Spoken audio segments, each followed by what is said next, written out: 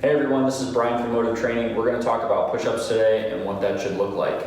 Ideally, this is going to look a lot like everything else in that we're very focused on not moving parts of our body so that other parts of our body can do a lot more work.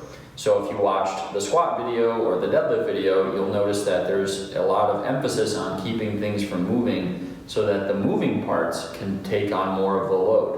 So in this case, the shoulders and everything that has to do with the arm, we're trying to work that as opposed to having your neck or your lower back take on load during a push-up.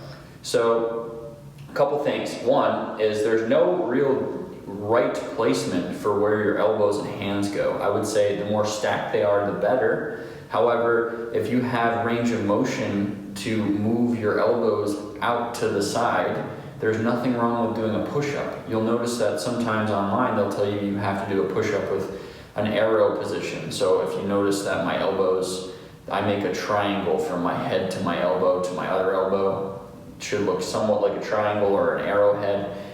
This might be an easier position for you to get yourself into as you're doing a push-up, but that doesn't mean that it's the right way. To say that you couldn't do a push-up this way would simply be saying, I can't do this while I'm standing upright right now, which you are actually witnessing me do as you watch this video. I don't know if you noticed, but I was able to get my elbows out up here and my arm didn't blow off my body. So if you find that you can get your elbows in any sort of position while you push up, that's totally fine. Do what feels best for you, but notice that you might have to shorten the range of motion. So I'll show you from the side. If you're doing a push-up, and you're going to flare the elbows out.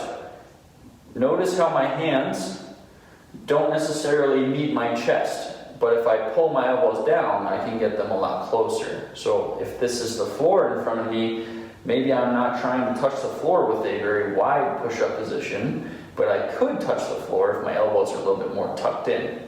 The other thing to note is that we're trying to work the front side of the shoulder and the front side of the chest. So we're trying to work basically triceps, back of the arm, shoulder, chest, all together, and maybe a little bit of your abs and core. When you do that, it should look something like you're seeing here. However, if you go too far and you find your shoulder wants to dump and the shoulder blade rises, you're actually putting tension more into your neck and the muscles in the back side of your shoulder. That's not the objective for this. So you have to keep that in mind as you do your push-ups. You're not trying to go as fast or as hard as you can. You're trying to use your actual shoulders and arms to control the movement forward to back. And then ideally you're immobilizing everything from basically the rib cage down. So hips and abs, knees, everything is locked out. So what that looks like, it can be modified from the knee, it can be full body, it does not matter, whatever you feel more comfortable with. You can play around with stances and hand positions and such.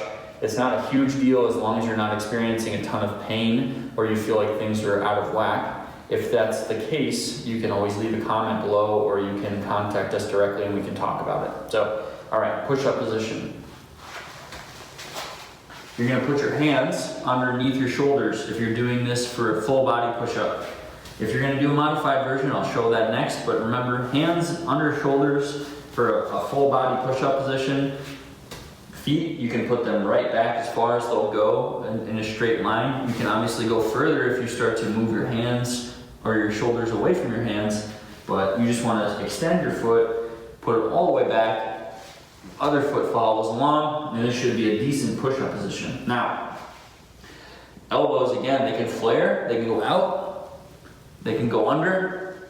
It doesn't matter which way they go, it matters what you can control. If you go down, and as you go down, your shoulder is caving and rolling forward, maybe that's not the best position for your elbow or for your body. So if you're used to doing like a yoga push-up where your elbows are tucked to your body really close, that might not be the best position for where you need to be.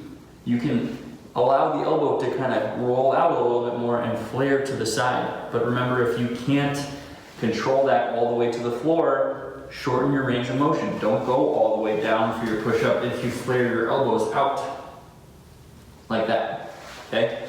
So elbow, hand, shoulder, as long as they're stacked, that's fine, and your elbow can track in any direction that feels most comfortable to you. Just make sure you have the range of motion to do that. For a modified push-up, the only difference is that you're trying to not have the hand underneath the shoulder, because that will cause you to roll forward more. And I'll show you why. When you incline your body like this, and your hands are right under your shoulders, you're more likely to dump forward as you go down. You're more likely to let your shoulders cave and roll. So with a modified push-up, you'll actually put the hands in front of you a little bit more, like that. So they might be in front of your body just slightly. This will be a lot better for your shoulders, and you'll notice it'll just feel easier to actually do, and not easy in the sense that the exercise is easy. You'll just feel like you'll have more range of motion while you do the push-up. So hands are just a little bit out in front of you. Down nice and slow, all the way up. The last thing is we're trying to keep abs engaged as we go. A lot of times people can't do that. They tend to get to a push-up position and then this happens. So there's a couple things you can do in this case. One is you can start from a modified position. So you can start from the knees. Make sure that you actually understand where your hips are at in space and where your lower back is, even if you have to kind of watch yourself in the mirror. This will give you a little bit of an easier way to feel your abs, but without having to have a ton of load. As soon as you pick up your knees, you're making your body a lot longer, twice as long, and so the load through your spine is twice as much. So if you have abs that you can't fire up or you can't find, you'll be more likely to dump them down as soon as you try to go into a push-up. So in this case, go to a modified position, try to draw your belly button in toward your spine a little bit, create a little bit of resistance against your abs, and see if you can get yourself to be somewhat neutral. If you can't, you should message me and we can talk more about it. For a full body push-up, it's the same exact thing. Trying to draw your navel up toward the ceiling might help to actually pull your abs in as a way for you to actually get your spine straight. And if that doesn't work, we can talk about why that might be and other ways we can kind of assess you as an individual, because everyone has a different reason for not being able to do it. So full body push-up position. Again, if you feel like you're caving, try to draw your navel in a little bit and just brace.